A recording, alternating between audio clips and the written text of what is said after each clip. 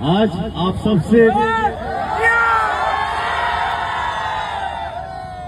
कुछ कहे आइल बानी और आशीर्वाद के रूप में कुछ मांगे आइल बानी। मिली? हाथ उठा के बताओ जा मिली? तो भैया सबसे पहले तो आप सबके पैर छू के हम प्रणाम करतनी और इसलिए कुछ मांगने आया हूं कि आपने एक गरीब गांव के लड़के को, एक गरीब गांव के पवन को आज आपने पवन बना दिया।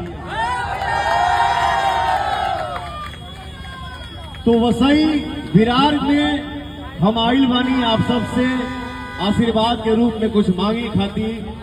हम क्या आशीर्वाद चाहिए आप सबके? हाथ जोड़ के विनती करतनी कि चारों उम्मीदवार के कमल छाप पर बटन दबा के भारी मतों से विजयी बना दे जाए। यहाँ सच्चाई बना, यहाँ विकास है, यहाँ सबका साथ है। मैं इसके लिए बोल रहा हूँ कि ये चारों आपके हर सुख में है साथ, आपके हर दुख में है साथ, आपके साथ 24 घंटा है। इसलिए मैं बोलता हूँ